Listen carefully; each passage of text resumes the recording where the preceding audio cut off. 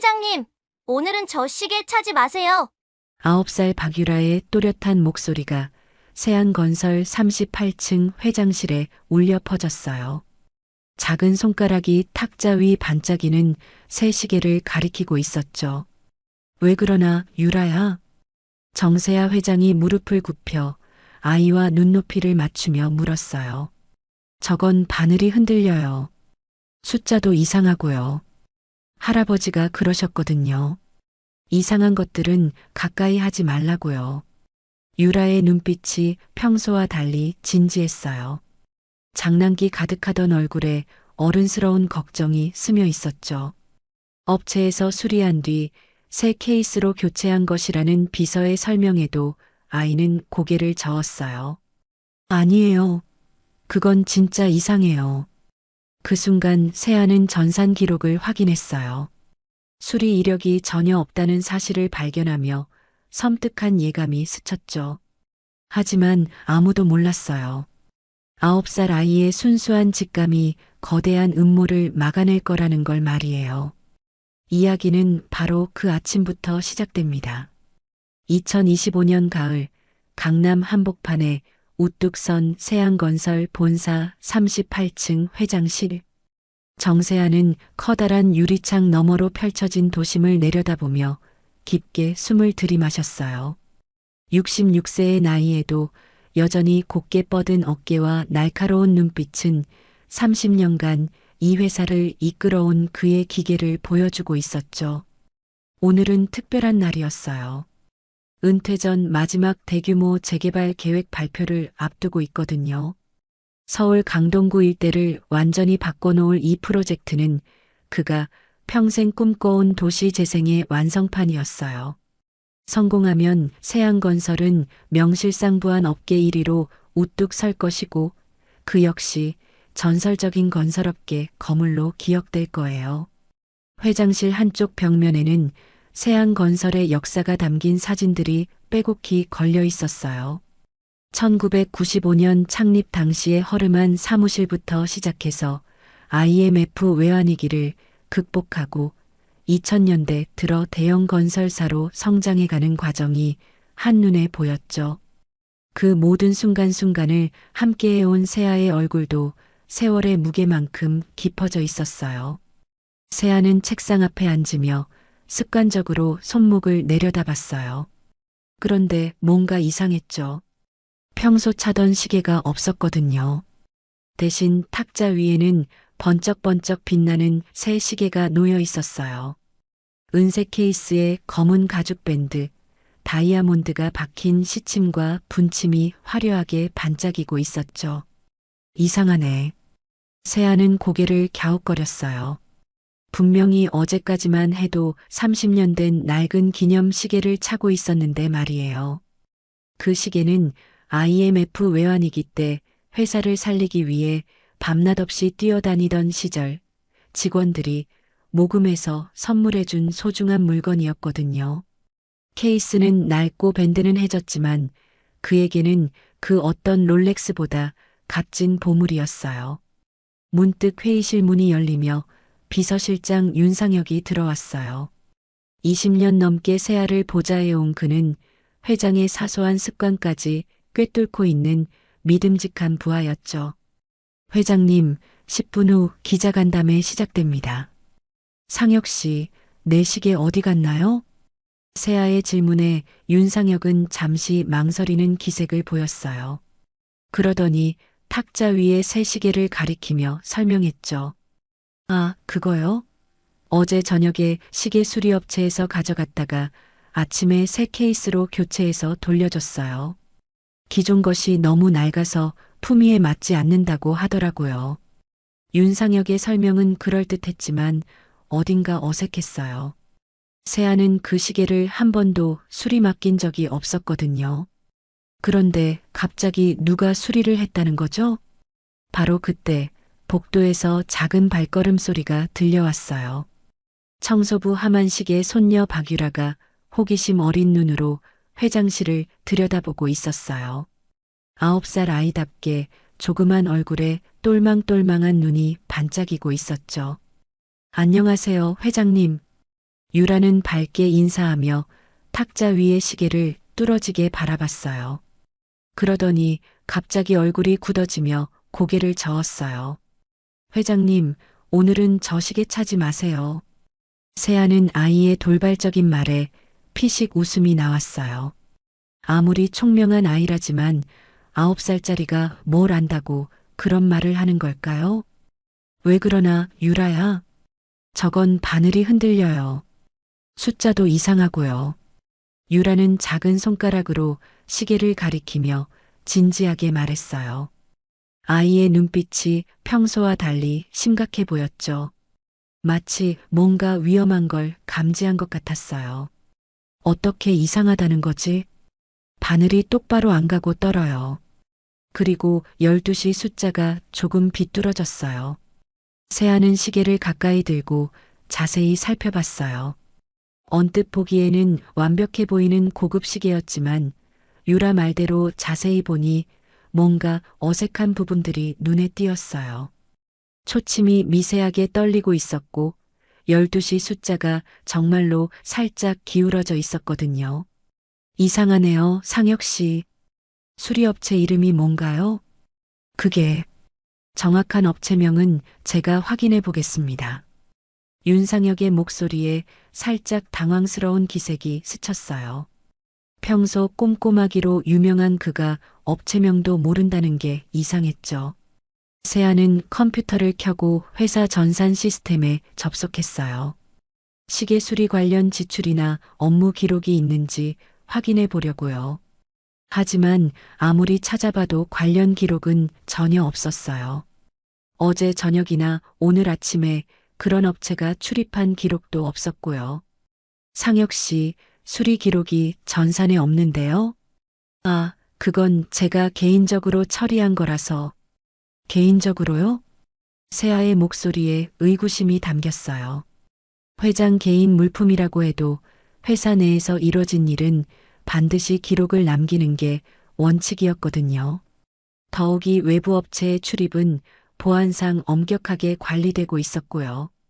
유라는 여전히 시계를 경계하는 눈빛으로 바라보고 있었어요. 아이의 직감이 틀린 적은 거의 없었거든요. 지난달에도 엘리베이터 고장을 미리 예감해서 모든 사람들이 계단을 이용하게 만들었었죠. 할아버지가 그러셨어요. 이상한 것들은 가까이 하지 말라고요. 유라의 말이 세아의 마음에 묘한 울림을 주었어요. 하만식 아저씨는 30년 넘게 이 회사를 지켜온 산 증인이었거든요. 그의 경험과 직감을 무시할 수는 없었어요. 세아는 잠시 망설이다가 서랍을 열어 낡은 기념 시계를 꺼냈어요. 케이스는 흠집투성이고 가죽 밴드는 색이 발해 있었지만 여전히 정확하게 시간을 가리키고 있었어요. 30년 전 직원들이 회장님과 함께 시간을 지켜나가겠다며 선물해준 그 마음이 고스란히 담겨 있는 시계였죠. 역시 이게 좋겠네요. 세아는 익숙한 무게감의 시계를 손목에 차며 미소를 지었어요. 새 시계가 아무리 화려해도 이 낡은 시계만큼 편안한 건 없었거든요. 유라는 그제서야 안심한 듯 환하게 웃었어요. 그래요. 그 시계가 회장님한테 더 잘 어울려요. 회의실 문 앞에서 대기하고 있던 임원들의 목소리가 들려왔어요. 곧 시작될 기자간담회를 위해 모든 준비가 끝났다는 신호였죠. 세아는 유라의 작은 어깨를 다독이며 일어섰어요. 아이의 순수한 직감이 옳았는지는 시간이 지나야 알 수 있겠지만 적어도 지금은 마음이 편안했어요. 고마워, 유라야. 덕분에 좋은 선택을 했네요. 탁자 위에 남겨진 새 시계가 오후 햇살을 받아 차갑게 반짝이고 있었어요. 발표 준비실은 긴장된 공기로 가득했어요. 대형 스크린에는 재개발 프로젝트 조감도가 떠 있었고 여러 대의 카메라가 시범 촬영을 위해 설치되어 있었죠. 3조 원 규모의 프로젝트 발표라 언론사 관계자들이 벌써부터 분주하게 움직이고 있었어요. 세아는 발표 원고를 마지막으로 점검하며 마음을 다잡고 있었어요. 30년간 쌓아온 경험이 있지만 이런 대규모 발표는 언제나 긴장되거든요. 더욱이 이번 프로젝트는 그의 마지막 작품이기도 했고요. 그때 전략본부장 장도윤이 성큼성큼 다가왔어요. 50대 후반의 그는 날카로운 눈매와 단정한 외모로 회사 내에서 차세대 리더로 주목받고 있었죠. 능력도 뛰어나고 추진력도 강해서 세아도 그를 신뢰하고 있었어요. 회장님, 잠깐만 말씀드릴게요. 장도윤은 세아 곁으로 다가오며 손목시계를 가리켰어요. 그의 표정에는 묘한 긴장감이 어려 있었죠. 그 시계 말인데요. 오늘 발표에는 적합하지 않을 것 같습니다. 무슨 말씀이죠? 세아는 고개를 갸웃거렸어요. 평소 장도윤이 개인적인 일에 이렇게 간섭한 적은 없었거든요. 새 시계가 연설 타이밍 알람이랑 맞춰져 있어요. 정확한 시간 관리를 위해서 준비한 거거든요. 장도윤은 탁자 위에 화려한 시계를 가리키며 설명했어요. 그의 목소리에는 평소와 다른 간절함이 섞여 있었죠. 이건 안전을 위한 겁니다. 큰 행사의 구식 시계는 어울리지 않습니다. 언론에서도 회장님 이미지를 중요하게 생각하잖아요.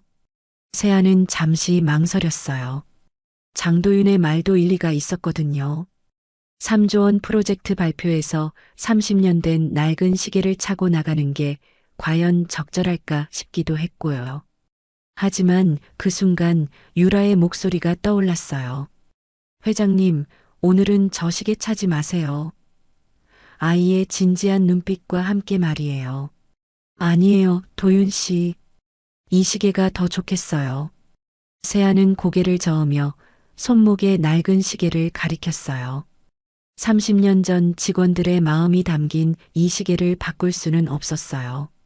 장도윤의 얼굴에 순간 불편한 기색이 스쳤어요. 평소 온화한 그의 표정이 미묘하게 굳어졌죠. 하지만 곧 억지 미소를 지으며 고개를 끄덕였어요. 알겠습니다. 회장님 뜻을 따르겠어요. 그러나 그의 눈빛 깊숙한 곳에는 여전히 뭔가 어두운 그림자가 드리워져 있었어요. 마치 계획이 틀어진 것에 대한 불안감 같은 게 느껴졌죠. 바로 그때 비서실장 윤상혁이 급하게 뛰어들어왔어요.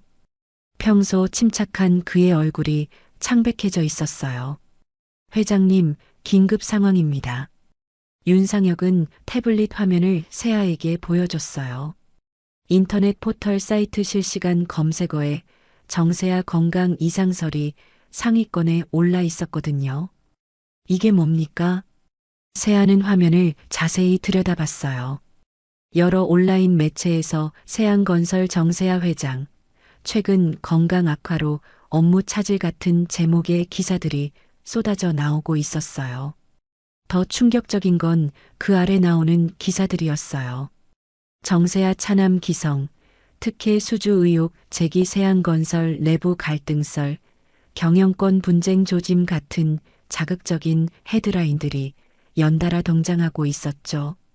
언제부터 이런 기사가 나왔나요? 30분 전부터 급속도로 확산되고 있어요. 여러 매체에서 동시에 비슷한 내용을 보도하고 있습니다. 윤상혁의 목소리에는 당황스러움이 역력했어요. 이런 대규모 발표를 앞두고 갑자기 터진 스캔들이었거든요. 세아는 기사 내용을 자세히 읽어봤어요. 대부분이 익명의 제보나 추측성 내용이었지만 묘하게 구체적인 정보들이 섞여 있었어요. 마치 내부 사정을 잘 아는 누군가가 흘린 것 같았죠. 기자들한테 해명 자료 보냈나요? 지금 준비 중인데요. 워낙 갑작스럽게 터진 일이라. 윤상혁이 말을 마치기도 전에 세아의 휴대폰이 연달아 울렸어요. 여러 언론사 기자들과 업계 관계자들이 확인 전화를 걸어오는 거였죠. 회장님, 지금 발표 연기하는 게 어떨까요? 장도윤이 조심스럽게 의견을 냈어요. 그의 목소리에는 걱정스러운 기색이 역력했지만 어딘가 계산적인 느낌도 들었어요. 아니에요. 예정대로 진행하겠어요. 세아는 단호하게 말했어요. 이런 때일수록 흔들리면 안 된다는 게 그의 신념이었거든요. 하지만 마음 한편으로는 불안감이 커져가고 있었어요. 이런 대규모 네거티브 기사가 갑자기 터지는 건 우연이 아니었거든요. 누군가 의도적으로 준비한 것 같았어요. 세아는 발표장 창문으로 다가가 밖을 내려다봤어요. 저 멀리 강동구 재개발 현장이 보였어요. 크레인들이 분주하게 움직이며 새로운 도시를 만들어가고 있었죠. 그 모든 걸 이루기 위해 그가 얼마나 많은 노력을 했는지 아무도 모를 거예요. 이상하네요. 정말 이상해. 세아는 속으로 중얼거렸어요. 오늘 아침부터 계속 이상한 일들이 일어나고 있었거든요. 갑자기 나타난 새 시계, 유라의 경고, 그리고 지금의 언론 공격까지. 회장님, 발표 5분 전입니다. 윤상혁이 시간을 알려줬어요. 이제 정말 결정을 내려야 할 때였어요. 이 모든 악재를 뚫고 발표를 강행할 것인지 아니면 연기할 것인지. 세아는 손목에 낡은 시계를 내려다봤어요. 30년 전 직원들과 나눈 약속이 떠올랐어요. 어떤 어려움이 와도 함께 이겨내겠다는 그 다짐 말이에요. 예정대로 갑니다. 세아는 돌아서며 단호하게 말했어요. 장도윤의 얼굴에 잠시 실망스러운 표정이 스쳤지만 곧 다시 평상시의 모습으로 돌아왔어요. 준비실 밖에서는 기자들의 웅성거리는 소리가 들려왔어요. 아마 금방 터진 스캔들 때문에 더욱 관심이 높아진 것 같았어요. 세아는 정장을 가다듬으며 마지막 점검을 했어요. 그런데 거울에 비친 자신의 모습을 보니 평소보다 피곤해 보였어요. 스트레스 때문인지 얼굴에 그늘이 드리워져 있었죠. 이건 단순한 일이 아니야. 세아는 속으로 확신했어요. 오늘 벌어진 모든 일들이 우연의 일치일 리 없었거든요. 누군가 치밀하게 계획한 일이 분명했어요. 문제는 그게 누구인지, 그리고 진짜 목적이 뭔지 알 수 없다는 거였어요. 하지만 지금은 발표에 집중해야 했어요. 30년간 준비해온 마지막 프로젝트를 성공시키는 게 우선이었거든요. 세아는 깊게 숨을 들이마시며 발표장 문을 향해 걸어갔어요. 그의 등 뒤로 장도윤이 복잡한 표정으로 따라오고 있었어요. 바깥 복도에서는 수십 명의 기자들이 카메라를 들고 대기하고 있었어요. 그들의 시선이 모두 세아에게 집중되어 있었죠. 평소와 다른 긴장감이 공기 중에 맴돌고 있었어요. 발표장 앞 복도에서 세아가 마지막 준비를 하고 있을 때 장도윤이 다시 다가왔어요. 이번에는 평소보다 훨씬 급박한 표정이었죠. 그의 눈빛에는 뭔가 절박한 기색이 어려 있었어요. 회장님, 정말 죄송하지만 한 번만 더 말씀드리고 싶어요. 장도윤은 세아 앞을 막아서며 말했어요. 그의 목소리에는 평소의 공손함보다 강한 의지가 담겨 있었죠. 또 시계 이야기인가요? 세아는 피곤한 표정을 지었어요. 이미 몇 번이나 거절했는데 계속 같은 이야기를 꺼내는 장도윤이 이해되지 않았거든요. 네, 회장님. 기자회견 성공을 위해선 반드시 필요합니다. 장도윤의 말투가 달라져 있었어요. 처음에는 조심스러운 권유였다면 이제는 거의 명령에 가까운 어조였죠. 마치 회장에게 명령하는 듯한 뉘앙스가 묻어 있었어요. 지금 온라인에서 회장님에 대한 악성 루머가 확산되고 있어요. 이런 상황에서 낡은 시계까지 차고 나가면 정말 건강에 문제가 있나 하는 의심만 키우게 될 거예요. 장도윤은 한 걸음 더 다가서며 목소리를 낮췄어요. 그의 표정에는 진심 어린 걱정보다는 뭔가 계산적인 느낌이 강했죠.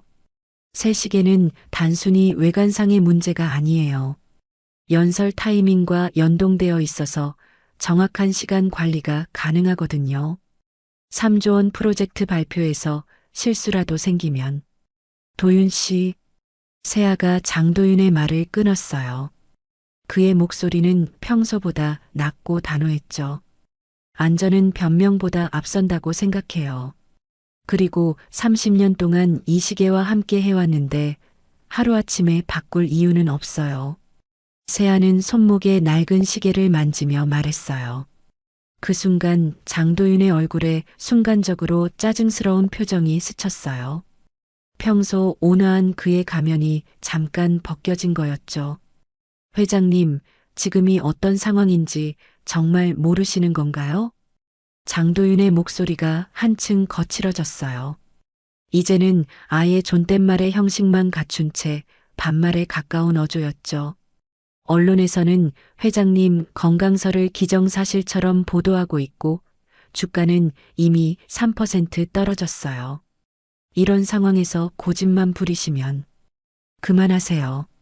세아의 목소리에 차가운 기운이 돌았어요. 30년간 회사를 경영해 오면서 이런 식으로 압박을 받아본 적은 처음이었거든요. 도윤 씨, 언제부터 제게 이런 식으로 말하게 되었나요? 장도윤은 잠시 당황한 기색을 보였어요. 자신이 너무 노골적으로 나갔다는 걸 깨달은 거죠. 하지만 곧 억지로 미소를 지으며 고개를 숙였어요. 죄송합니다, 회장님. 너무 급한 마음에. 하지만 그의 눈빛은 전혀 미안해하지 않고 있었어요. 오히려 뭔가 분노에 가까운 감정이 번뜩이고 있었죠. 알겠습니다. 회장님 뜻을 따르겠어요. 장도윤은 씁쓸한 미소를 지으며 한 걸음 물러섰어요. 그러더니 고개를 돌려 복도 끝으로 걸어가기 시작했어요. 그 뒷모습에서 뭔가 위험한 기운이 느껴졌어요. 세아는 장도윤의 뒷모습을 바라보며 불길한 예감을 지울 수 없었어요. 20년 넘게 함께 일해온 부하가 이렇게 달라질 수 있다는 게 믿어지지 않았거든요. 마치 다른 사람이 된 것 같았어요. 그때 복도 한쪽에서 직원들의 웅성거리는 소리가 들려왔어요. 몇 명의 젊은 직원들이 모여서 뭔가 심각한 표정으로 이야기하고 있었죠. 정말 회장님이 쓰러진다는 거야? 인터넷에 그런 기사가 나왔던데. 아, 그래서 오늘 발표도 취소될 수도 있다는 거구나. 직원들의 목소리가 세아의 귀에 들렸어요. 그들은 세아가 가까이 있다는 걸 눈치채지 못한 채 계속 이야기하고 있었죠. 장 본부장님이 그러시던데 이번 기회에 새로운 리더십이 필요하다고. 정말? 그럼 후계자는 누가 될까? 당연히 장 본부장님이지. 실력도 있고 점잖아. 세아는 충격을 받았어요. 자신이 건강하게 서 있는데도 벌써 후계자 이야기가 나오고 있다니요. 더욱 놀라운 건 이런 소문을 퍼뜨리는 사람이 장도윤이라는 사실이었어요.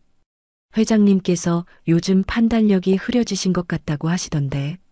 시계도 그렇고 뭔가 고집만 세지신 것 같아. 직원들의 말이 점점 더 노골적으로 변해갔어요. 마치 누군가 의도적으로 이런 분위기를 조성하고 있는 것 같았죠. 세아는 조용히 그 자리를 벗어났어요. 더 이상 들어봤자 기분만 상할 뿐이었거든요.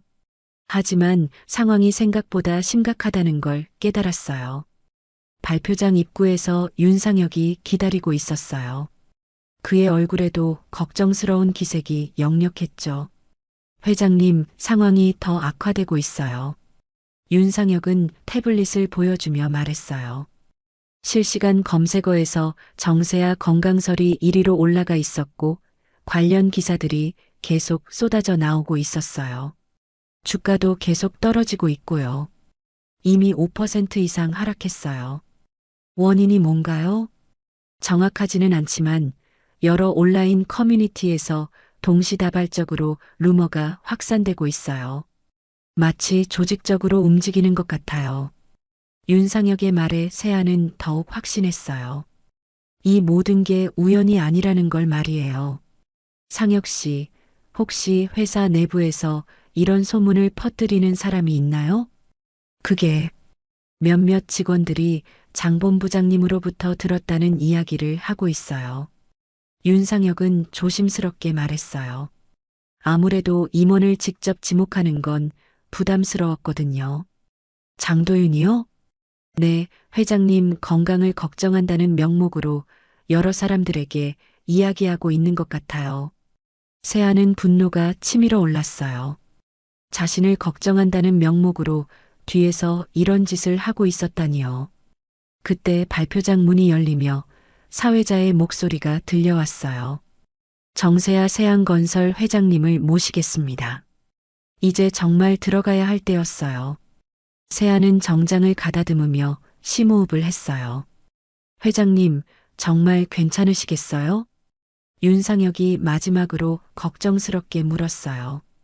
괜찮아요. 오히려 이런 상황이 진실을 드러내는데 도움이 될 것 같아요. 세아는 손목에 낡은 시계를 다시 한번 만졌어요. 30년 전 직원들과 나눈 약속을 떠올리며 마음을 다잡았죠. 상혁 씨, 발표가 끝나고 나면 내부 조사를 시작해야겠어요. 무슨 조사 말씀이신가요? 누가 이런 소문을 퍼뜨리고 있는지, 그리고 진짜 목적이 뭔지 알아봐야죠. 세아는 발표장 문을 향해 걸어갔어요. 그의 뒷모습에서는 흔들림 없는 의지가 느껴졌어요. 낡은 시계가 손목에서 조용히 째깍거리고 있었죠. 발표장 안에서는 수십 명의 기자들이 카메라를 들고 대기하고 있었어요. 그들의 시선이 모두 세아에게 집중되었어요. 평소와 다른 날카로운 시선들이었죠. 세아는 연단에 올라서며 객석을 둘러봤어요. 맨 뒤쪽에 장도윤이 서 있는 게 보였어요. 그의 얼굴에는 복잡한 표정이 어려 있었죠. 여러분, 안녕하십니까? 세아는 마이크 앞에 서며 인사했어요. 그의 목소리는 평소와 다름없이 안정되어 있었어요. 하지만 객석에서는 뭔가 어수선한 분위기가 감돌고 있었어요. 기자들이 평소보다 더 공격적인 질문을 준비하고 있는 것 같았죠. 세아는 손목의 시계를 한 번 더 확인했어요. 정확히 오후 2시였어요. 30년간 함께해온 이 시계가 오늘도 정확한 시간을 알려주고 있었어요. 그 순간 세아의 눈빛이 더욱 단단해졌어요. 마치 어떤 어려움이 와도 굴복하지 않겠다는 의지의 표시처럼 말이에요. 서울 강남의 대형 호텔 컨벤션홀은 웅장한 샹들리에가 빛나는 고급스러운 공간이었어요. 천장까지 닿을 듯한 높은 벽면과 붉은 카펫이 깔린 바닥, 그리고 무대를 향해 부채꼴로 배치된 수백 개의 의자들이 장관을 이루고 있었죠. 오늘을 위해 특별히 준비된 이 자리에는 건설업계 주요 인사들과 경제 전문 기자들이 빼곡히 들어차 있었어요. 세아는 단상에 올라서며 객석을 천천히 둘러봤어요. 평소보다 훨씬 많은 사람들이 모여 있었고 그들의 시선이 모두 자신에게 집중되어 있었죠. 대형 스크린에는 세안건설의 로고와 함께 강동구 재개발 프로젝트 발표라는 제목이 떠 있었어요. 여러분, 안녕하십니까? 세안건설 회장 정세아입니다. 세아의 목소리가 마이크를 통해 홀 전체에 울려 퍼졌어요. 그는 평소와 다름없이 차분하고 안정된 어조로 인사말을 시작했죠. 오늘 이 자리에 참석해 주신 모든 분들께 진심으로 감사드립니다. 30년간 꿈꿔온 프로젝트를 여러분과 함께 나눌 수 있어서 그때 객석 앞줄에서 한 기자가 갑자기 손을 번쩍 들었어요. 40대 초반으로 보이는 그는 날카로운 눈빛을 하고 있었고 마치 먹이를 노리는 독수리 같은 인상이었죠. 잠깐만요, 회장님. 기자의 목소리가 홀 안을 가로질렀어요. 예정에 없던 돌발 상황이었죠. 보통은 발표가 끝난 후 질의응답 시간에 질문을 받는 게 원칙이었거든요. 세아는 잠시 당황했지만 침착하게 대응했어요. 네, 말씀하세요. 회장님께서 심장 문제로 은퇴하신다는 보도가 나왔는데 사실입니까? 기자의 질문이 떨어지자 홀 안이 순간 조용해졌어요. 모든 사람들의 시선이 세아에게 더욱 집중되었죠. 다른 기자들도 펜을 들고 메모할 준비를 하고 있었어요. 그런 사실은 없습니다. 저는 건강하게. 그럼 최근 회사 경영에서 손을 떼고 계신 이유는 뭔가요? 차남 기성 이사가 실질적인 경영을 담당하고 있다는 얘기도 있는데요. 또 다른 기자가 끼어들었어요. 이번에는 더욱 공격적인 질문이었죠. 마치 미리 짜고 온 것처럼 연달아 질문이 쏟아졌어요. 세아는 깊게 숨을 들이마셨어요. 강한 조명이 얼굴을 비추고 있어서 눈이 부셨거든요. 갑자기 목이 말라오고 가슴이 답답해지기 시작했어요. 회장님, 대답해 주세요. 건강 문제가 정말 없으시다면 왜 말씀을 안 하시는 거죠? 기자들의 질문이 계속 이어졌어요. 마치 몰아세우기라도 하는 듯한 분위기였죠. 평소 정중했던 기자회견과는 완전히 다른 모습이었어요. 그 순간 세아에게 갑작스런 어지럼증이 찾아왔어요. 강한 조명과 쏟아지는 질문들, 그리고 예상치 못한 압박감이 한꺼번에 몰려온 거였죠. 66세의 나이에 이런 스트레스는 쉽게 감당하기 어려웠어요. 세아는 연단을 붙잡으며 균형을 잡으려 했어요. 하지만 그 모습이 고스란히 여러 대의 카메라에 포착되었죠. 플래시가 연달아 터지며 그의 흔들리는 모습을 담아냈어요. 회장이 쓰러졌다. 누군가 외치는 소리가 들렸어요. 그 순간 홀 안이 술렁이기 시작했어요. 기자들은 더욱 활발하게 셔터를 눌러댔고 업계 인사들도 웅성거리며 일어섰어요. 세아는 의자를 찾아 천천히 앉았어요. 잠시 휴식을 취하며 정신을 차리려고 했죠.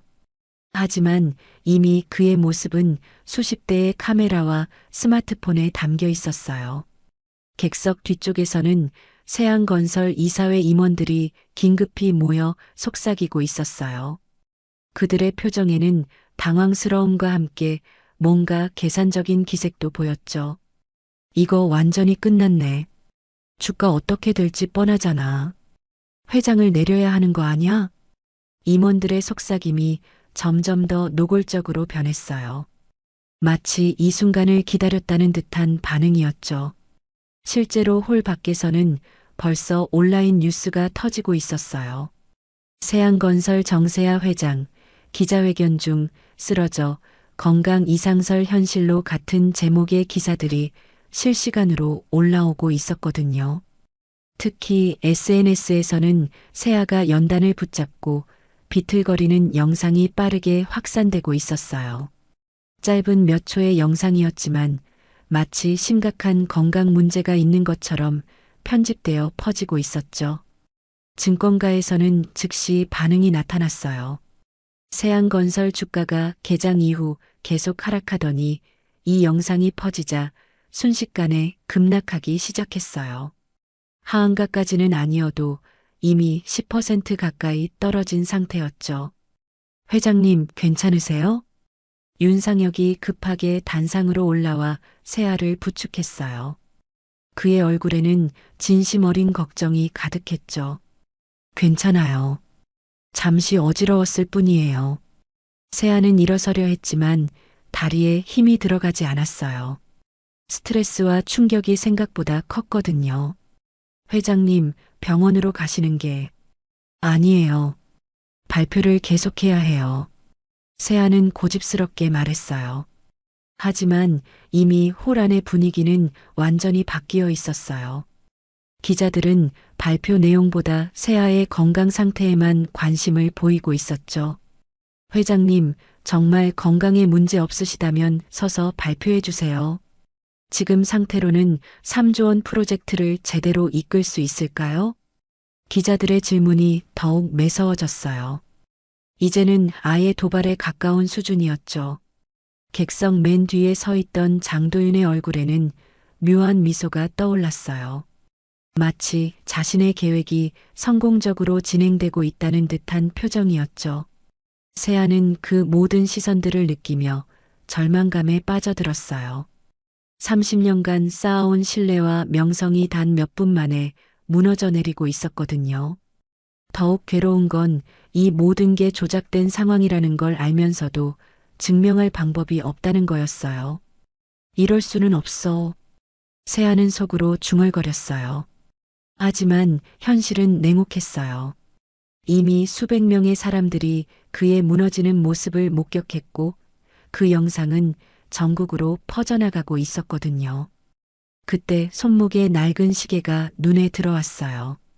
30년 전 직원들이 선물해준 그 시계는 여전히 정확하게 시간을 가리키고 있었어요. 마치 포기하지 말라고 말하는 것 같았죠.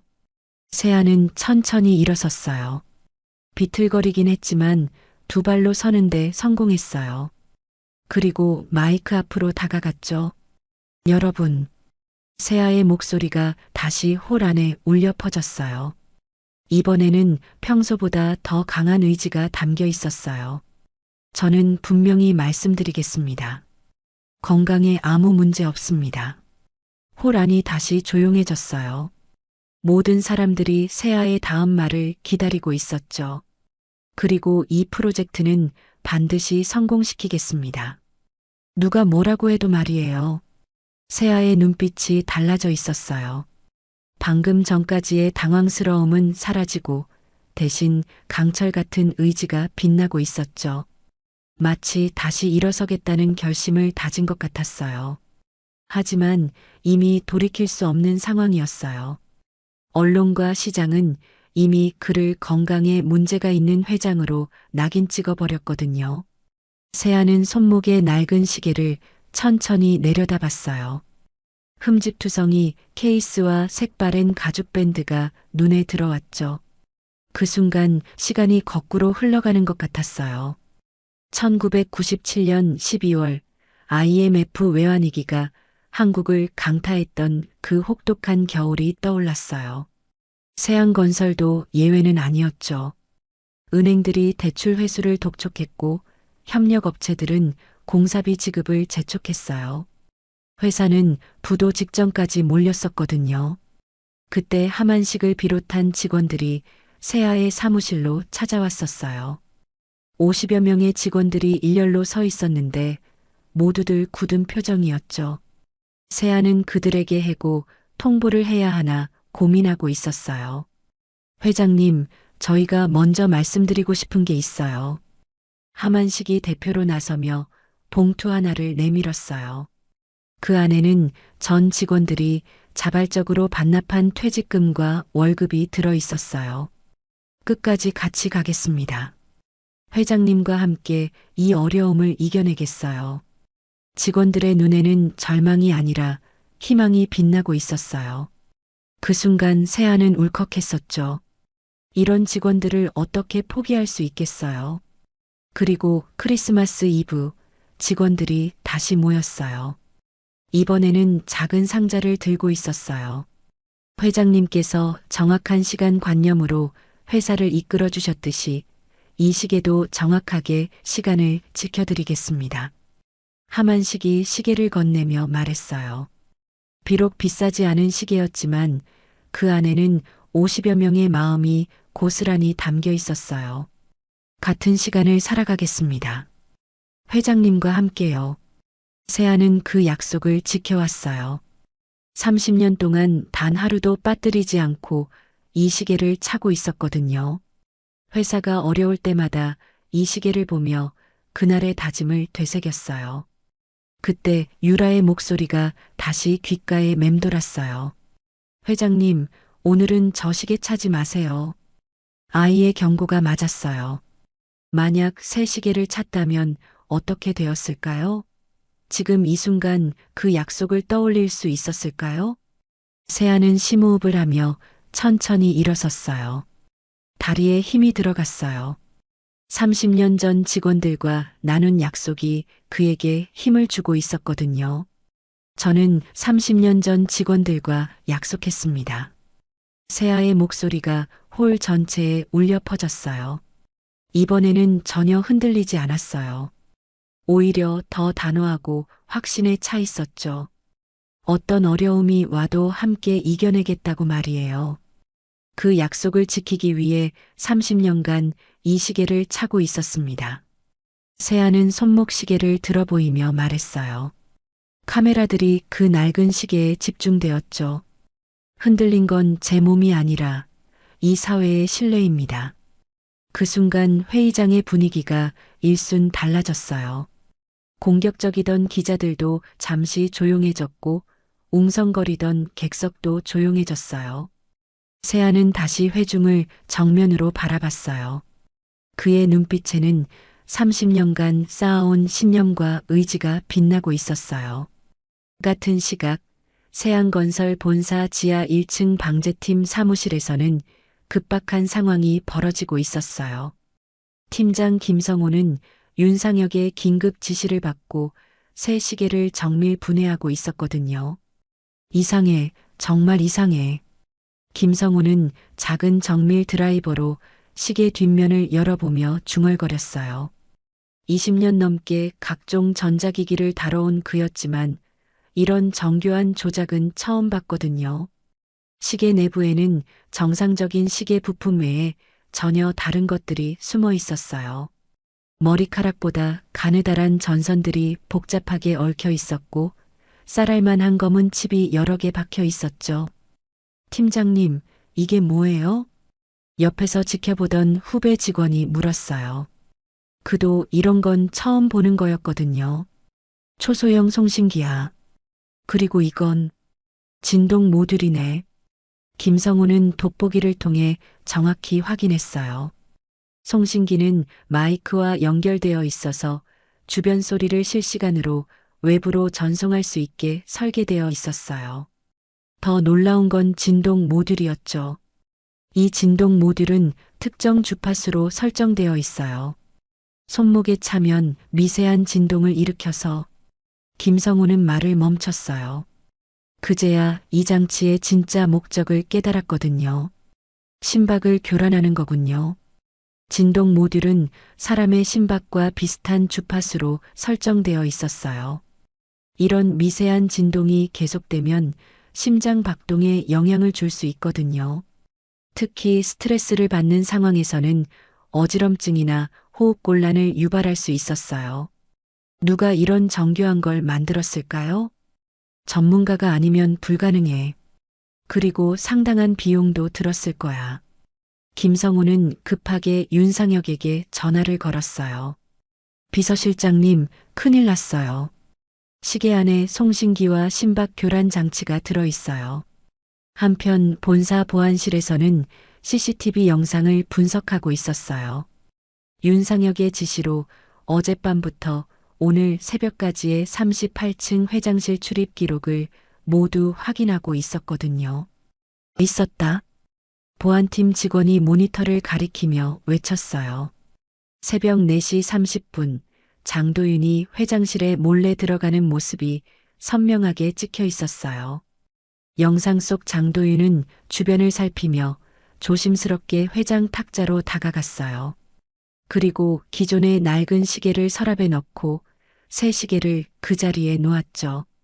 모든 과정이 채 5분도 걸리지 않았어요. 이 자식이 정말. 보안팀장은 분노를 참으며 즉시 윤상혁에게 보고했어요. 컨벤션홀에서는 세아가 여전히 연설을 계속하고 있었어요. 그의 목소리는 점점 더 안정되어 갔고 청중들도 집중해서 듣고 있었죠. 바로 그때 윤상혁의 휴대폰으로 긴급 보고가 들어왔어요. 방제팀과 보안팀의 조사 결과였죠. 윤상혁은 급하게 단상으로 올라가 세아에게 쪽지를 건넸어요. 세아는 쪽지를 읽으며 표정이 점점 굳어졌어요. 내용이 충격적이었거든요. 새 시계 안에 숨겨진 장치들, 그리고 장도윤의 새벽 침입까지 모든 것이 치밀하게 계획된 음모였어요. 여러분, 세아는 마이크 앞으로 다가서며 말했어요. 그의 목소리에는 이전과 다른 강한 확신이 담겨 있었죠. 제가 오늘 아침 겪은 일들을 말씀드리려고 해요. 홀 안이 다시 조용해졌어요. 기자들도 메모할 준비를 하며 집중했죠. 오늘 아침 제 집무실에는 평소 차던 시계 대신 새로운 시계가 놓여 있었어요. 누군가 바꿔치기를 한 거였죠. 객석에서 웅성거리는 소리가 들렸어요. 뭔가 중요한 발표가 시작된다는 걸 모두가 느꼈거든요. 다행히 저희 회사 청소부의 손녀인 9살 박유라 양이 그 시계가 이상하다고 경고해줬어요. 덕분에 큰 위험을 피할 수 있었죠. 세아는 잠시 숨을 고르며 객석을 둘러봤어요. 맨 뒤에 서 있던 장도윤의 얼굴이 점점 창백해지고 있는 게 보였어요. 방금 우리 방제팀에서 그 시계를 분해해 본 결과 내부에 초소형 송신기와 심박 교란 장치가 숨겨져 있었다는 보고를 받았어요. 홀 안이 술렁이기 시작했어요. 기자들은 놀란 표정으로 서로를 바라봤죠. 그리고 CCTV 확인 결과 새벽 4시 30분에 누군가 제 집무실에 침입해서 시계를 바꿔치기한 것도 확인됐어요. 세아는 윤상혁이 건넨 태블릿을 들어 보였어요. 화면에는 장도윤이 시계를 바꾸는 모습이 선명하게 나와 있었어요. 우리 회사의 신뢰를 무너뜨리려던 건 외부가 아니라 내부였습니다. 이 말이 떨어지자 홀 안이 완전히 뒤집혔어요. 기자들은 카메라 플래시를 쉴 새 없이 터뜨렸고 업계 인사들은 충격에 빠진 표정이었죠. 모든 시선이 장도윤에게 집중되었어요. 그는 얼굴이 새하얗게 질리며 출구를 향해 움직이려 했어요. 하지만 이미 보안 요원들이 출입구를 막고 있었죠. 장도윤 전략본부장. 세아가 그의 이름을 부르자 장도윤은 어쩔 수 없이 걸음을 멈췄어요. 그의 등에는 식은땀이 흘러내리고 있었어요. 뭔가 할 말이 있지 않나요? 세아의 목소리는 차갑고 단호했어요. 30년간 신뢰했던 부하의 배신에 대한 분노가 담겨 있었죠. 장도윤은 천천히 돌아섰어요. 그의 얼굴에는 더 이상 평소의 온화함이 없었어요. 대신 추악한 본성이 드러나고 있었죠. 증거가 뭐 있다고 그러세요? 장도윤은 마지막까지 발뺌을 시도했어요. 하지만 그의 목소리는 이미 떨리고 있었어요. CCTV 영상이 증거 아닌가요? 그리고 당신이 새벽에 침입한 시간대의 보안 기록도 모두 남아 있어요. 윤상혁이 나서서 증거들을 하나씩 제시했어요. 장도윤의 얼굴은 점점 더 절망적으로 변해갔어요. 기자들은 이 반전 드라마에 완전히 빠져들었어요. 평범한 기자회견이 이런 스캔들의 현장이 될 줄은 꿈에도 몰랐거든요. 그럼 누가 시켰는지도 말해주세요. 한 기자가 질문했어요. 장도윤 혼자서 이런 정교한 계획을 세울 수는 없었거든요. 장도윤은 입술을 굳게 다물고 아무 말도 하지 않았어요. 하지만 그의 시선이 잠깐 객석 한쪽을 향했어요. 거기에는 기성과 은자가 앉아 있었죠. 세아는 그 시선을 놓치지 않았어요. 이제 진짜 배우가 누구인지 알 것 같았거든요. 컨벤션 홀에서의 충격적인 폭로가 끝난 지 3시간 후 세안건설 본사 38층 이사회실에는 긴급 소집된 이사진들이 모여 있었어요.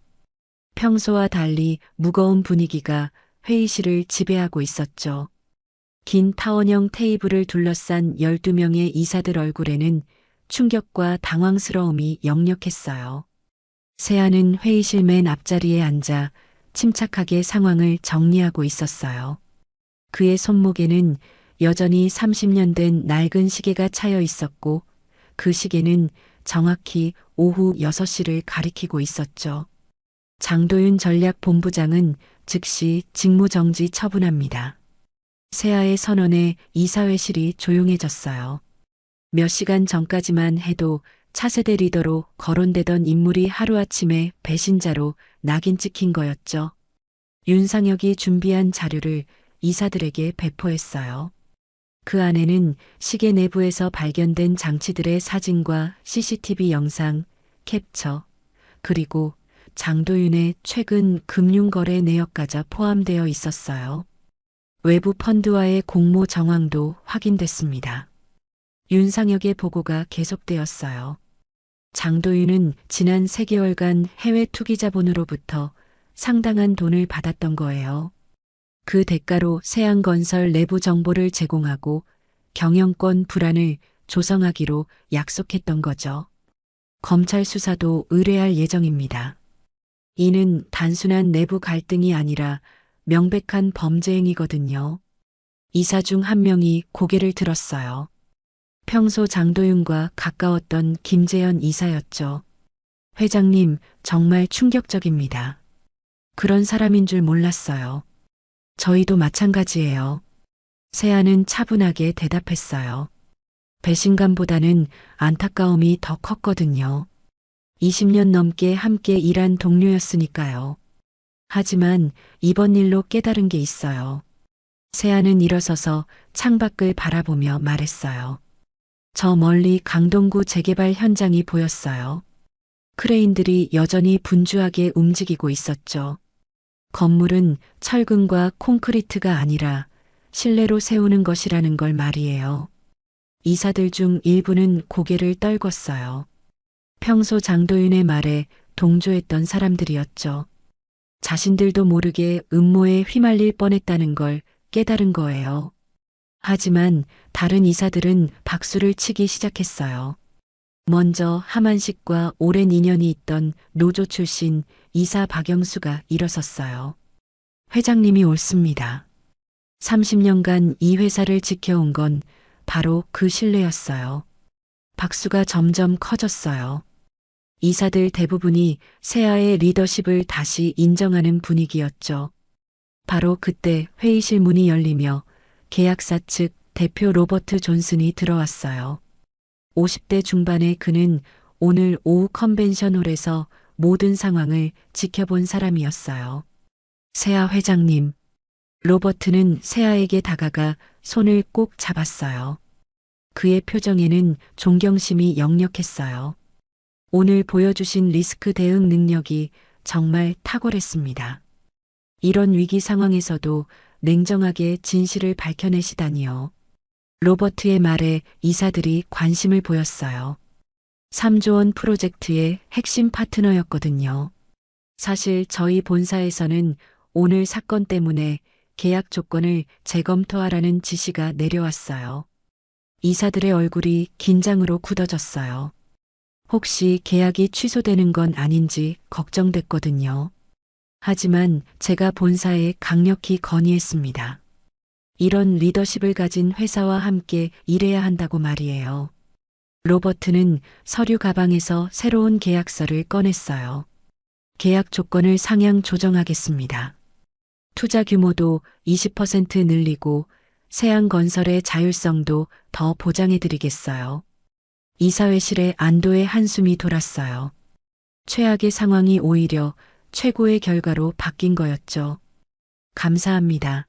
로버트 대표님. 세아는 정중하게 인사했어요. 하지만 그의 표정에는 기쁨보다는 깊은 성찰이 어려 있었어요. 이번 일로 저희도 많은 걸 배웠어요. 내부의 적이 가장 위험하다는 것, 그리고 진짜 동지가 누구인지 알게 됐거든요. 이사회실 분위기가 급속히 반전되었어요. 몇 시간 전까지만 해도 세아의 건강과 능력을 의심하던 사람들이 이제는 그의 지혜와 리더십을 인정하고 있었어요. 임직원들을 대표해서 온 중간 관리자들도 안도와 존경의 눈빛을 보내고 있었어요. 특히 하만식은 눈물을 글썽이며 고개를 끄덕이고 있었죠. 회장님, 30년 전 그 약속 기억하시죠? 하만식이 떨리는 목소리로 말했어요. 물론이에요. 끝까지 같이 가자던 그 약속 말이죠. 세아는 손목 시계를 만지며 대답했어요. 그 순간 이사회실에 있던 모든 사람들이 그 낡은 시계의 진짜 의미를 이해했어요. 바로 그때 회의실 밖에서 소란스러운 소리가 들려왔어요. 보안 요원들이 장도윤을 끌고 가는 소리였죠. 나 달라고. 장도윤의 절규가 복도에 울려 퍼졌어요. 하지만 이미 늦었어요. 검찰 수사가 시작되면 그의 모든 범죄가 낱낱이 밝혀질 거였거든요. 세아는 창밖을 바라보며 깊은 숨을 내쉬었어요. 30년간 쌓아 올린 회사를 지켜낸 안도감과 함께 신뢰했던 사람의 배신에 대한 아픔이 교차했어요. 앞으로 더욱 조심해야겠어요. 회사 내부 보안도 강화하고 무엇보다 사람을 보는 눈을 더 키워야겠고요. 세아의 말에 이사들이 모두 고개를 끄덕였어요. 오늘의 사건은 세안건설에게 값진 교훈을 준 거였죠. 회의가 끝나갈 무렵 세아는 다시 한번 손목에 낡은 시계를 바라봤어요. 30년 전 직원들과 나눈 약속, 그리고 오늘 아침 유라의 경고까지 모든 게 연결되어 있었어요. 이 시계 덕분에 오늘을 무사히 넘겼네요. 세아는 혼잣말로 중얼거렸어요. 그리고 마음속으로 유라에게 고마움을 표했어요. 9살 아이의 순수한 직감이 회사 전체를 구한 거였거든요. 이사회실에는 이제 평화가 찾아왔어요. 위기는 지나갔고 새로운 출발을 준비할 시간이었어요. 하지만 세아는 알고 있었어요. 진짜 배우가 아직 밝혀지지 않았다는 걸 말이에요.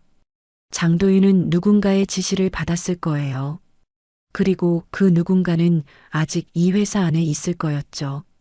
며칠 뒤 강남 재개발 현장은 분주하면서도 활기찬 모습이었어요.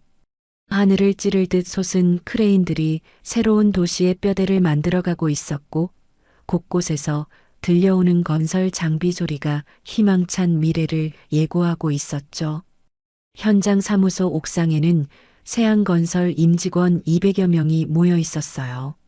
안전모를 쓴 현장 근로자들부터 정장 차림의 사무직 직원들까지 회사의 모든 구성원들이 한자리에 모인 거였어요.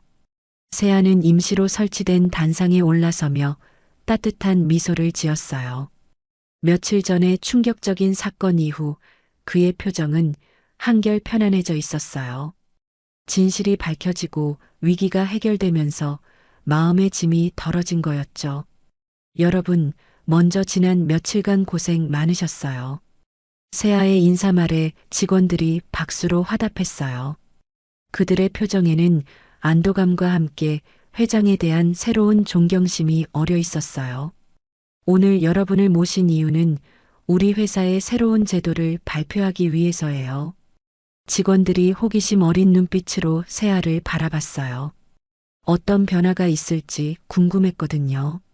이제부터는 누구라도 위험이 감지되면 공사를 멈출 권한을 가집니다. 세아의 발표에 현장이 순간 조용해졌어요. 건설 현장에서 공사 중단은 엄청난 손실을 의미하거든요. 하지만 그 어떤 직원도 이 권한을 준다는 게 파격적이었어요. 직급이나 경력에 상관없이 막내 사원이라도 위험하다고 판단되면 즉시 작업을 중단시킬 수 있어요. 그리고 그 판단에 대해서는 어떤 불이익도 받지 않을 것을 약속드려요. 모든 직원들이 놀라며 박수를 보내기 시작했어요. 이런 파격적인 제도는 업계에서도 처음 있는 일이었거든요. 지난 사건을 통해 깨달은 게 있어요. 가장 작은 목소리가 때로는 가장 큰 진실을 담고 있다는 것 말이에요. 세아는 객석 앞줄에 앉아 있는 박유라를 바라보며 말했어요.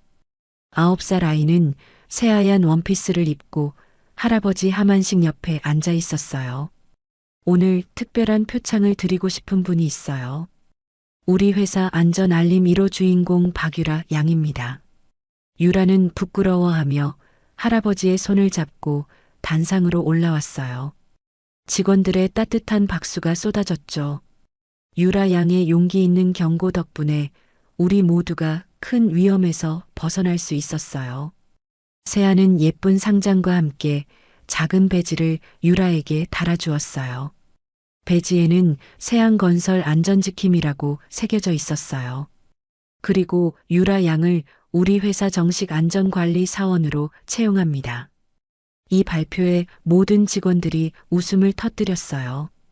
9살 아이가 정식 사원이 되는 건 물론 상징적인 의미였지만 그만큼 안전을 중요하게 생각한다는 메시지였거든요. 매주 토요일마다 출근해서 현장 안전 점검을 도와주시면 됩니다. 유라는 고개를 끄덕이며 마이크 앞으로 다가갔어요. 열심히 하겠어요. 그리고 앞으로도 이상한 게 보이면 바로 말씀드릴게요. 아이의 귀여운 다짐에 현장이 웃음바다가 되었어요. 며칠 전에 무거운 분위기가 완전히 사라진 거였죠. 세아는 손목에 낡은 시계를 바라보며 미소를 지었어요. 30년 전 직원들과 나눈 약속이 이렇게 새로운 형태로 이어지고 있는 거였어요. 여러분, 지난 사건을 통해 하나 확신하게 된 게 있어요. 세아는 다시 마이크를 잡고 말했어요. 우리를 지킨 건 최첨단 기술이 아니라 사람의 눈과 양심이었어요. 앞으로도 그것을 가장 소중하게 여기겠습니다. 현장에서 뜨거운 박수가 터져 나왔어요. 직원들의 얼굴에는 자부심과 결의가 가득했어요. 유라는 단상에서 내려오며 수줍게 말했어요. 그리고 그걸 믿어준 회장님이요. 아이의 순수한 말에 세아의 눈가가 촉촉해졌어요. 어른들도 쉽게 하지 못하는 말을 9살 아이가 해준 거였거든요. 맞아요, 유라야. 서로 믿는 마음이 가장 중요한 거지. 세아는 유라의 어깨를 다독이며 말했어요. 그리고 모든 직원들을 바라보며 힘차게 외쳤어요. 앞으로 우리 세안건설은 새로운 슬로건으로 일하겠습니다. 현장 뒤쪽에 설치된 대형 전광판에 새로운 문구가 떠올랐어요. 튼튼한 건물, 굳건한 신뢰. 직원들이 일제히 박수를 쳤어요. 간결하면서도 힘 있는 슬로건이었죠. 이제부터 우리가 짓는 모든 건물에는 콘크리트와 철근뿐만 아니라 신뢰도 함께 들어갈 거예요. 세아의 마지막 말에 현장이 다시 한번 박수로 들끓었어요. 행사가 끝나고 직원들이 하나둘씩 자리를 떠날 때 세아는 옥상 난간에 기대어 서 있었어요. 석양이 지는 강남 하늘이 붉게 물들어 있었고 저 멀리 한강이 금빛으로 반짝이고 있었죠. 유라가 할아버지와 함께 다가왔어요. 회장님, 정말 고마워요. 하만식이 깊게 인사하며 말했어요. 아니에요, 하만식 씨. 제가 더 고마워요. 30년 전 약속을 지켜주신 것도, 이번에 유라가 도움을 준 것도 모두요. 세아는 유라를 바라보며 물었어요. 유라야, 경찰이 되고 싶다고 했지? 네. 나쁜 사람들 잡고 싶어요. 훌륭한 꿈이야. 회장님도 응원할게. 세아는 유라의 머리를 쓰다듬으며 미소 지었어요. 이 아이가 어른이 될 때까지 자신이 만들어 놓은 회사가 계속 발전하기를 바라는 마음이었어요. 해가 완전히 저물어갈 무렵 세아는 마지막으로 손목시계를 확인했어요. 오후 6시 30분. 30년간 함께해온 이 시계가 오늘도 정확한 시간을 알려주고 있었어요. 정말 고마워. 세아는 시계에게 말하는 듯 속삭였어요. 그리고 새로운 내일을 향해 걸음을 옮겼어요. 현장 곳곳에서는 야간 작업을 위한 조명이 하나둘씩 켜지기 시작했어요. 세안건설의 새로운 시작을 알리는 빛처럼 말이에요. 튼튼한 건물, 굳건한 신뢰. 이 슬로건처럼 앞으로도 세안건설은 사람과 사람 사이의 믿음을 바탕으로 더 나은 내일을 건설해 나갈 거예요.